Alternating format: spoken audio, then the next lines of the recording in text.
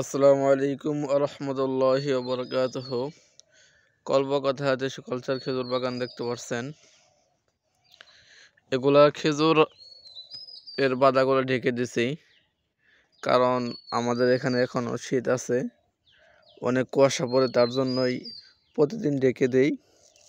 আর সকালবেলা খুলে দেখতে পাচ্ছেন যে কুয়াশা এই পলি ভিজে গেছে, তার জন্য প্রতিদিন এভাবে খুলে দিই এবং ঢেকে দিই। দেখতে পাচ্ছেন মাশাআল্লাহ, এই যে খেজুরের দানাগুলো হয়ে গেছে, অনেক পুষ্ট হয়ে গেছে, বর্তমান কোনো সমস্যা নাই। আজকে মার্চের 25 তারিখ, 24শে রমজান।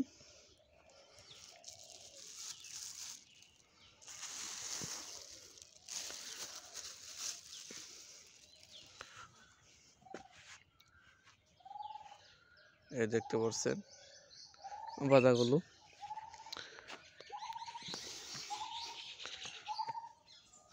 আমাদের এখান দিয়ে বৃষ্টির ভাব, তার কারণে আর ঢেকে দেওয়া।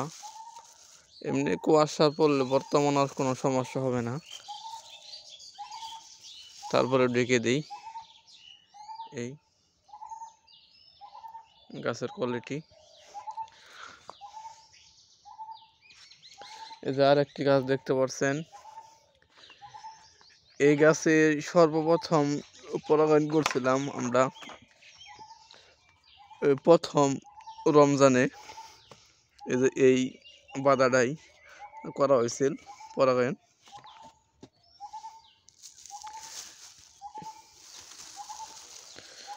আজকেও কয়েকটি বাদা ফেটে গেছে মনে হয়, আর কয়েকটি বাদা আছে, তারপরে পরাগায়ন করব।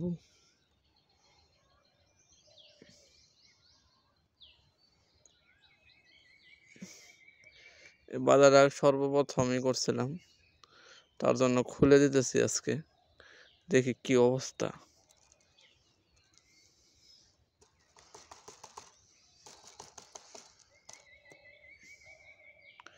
এমনি ঠিক আছে, কোনো সমস্যা নাই।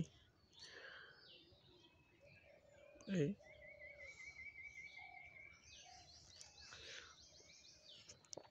আসলে মূলত বাদাগুলো অনেক উঁচা হয়ে গেছে, আস্তে আস্তে করে দিতে হবো এখন।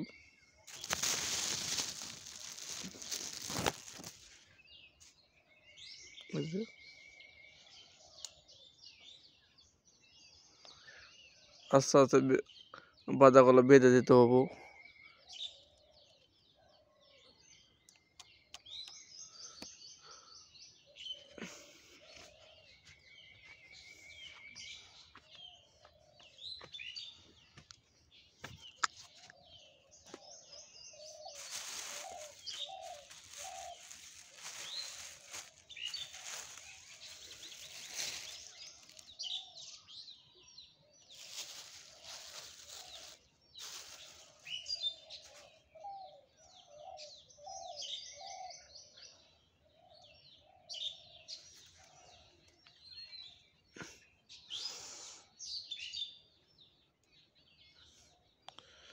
আলহামদুলিল্লাহ, কোয়ালিটি অনেক ভালো, কোনো সমস্যা নাই। প্রতিটা কোয়ালিটি ভালো, ভালো মানের। তারপরে এখন এগুলা ভান ছেড়ে দেব আস্তে আস্তে, কারণ এগুলার বয়স হয়ে গেছে।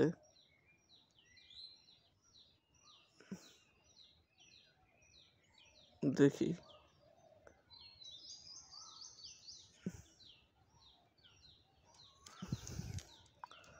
খুলে দিলাম। এই যে পুরুষের যেই দিছিলাম, এখন এর ভিতরে পাউডার আছেই, দেখতে পাচ্ছেন পাউডার।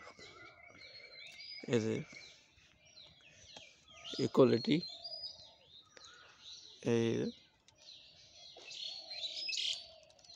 মাশাআল্লাহ, একটাও খেজুরের দানাও ঝরে পড়ে নাই, সবগুলি এখনো আছে। এই যে আরেকটি পাতা, এটা কয়েকদিন আগে পরাগায়ন করা হচ্ছে, তার জন্য এটা খোলা যাবে না, ঢেকে দিতে হবে প্রতিদিন।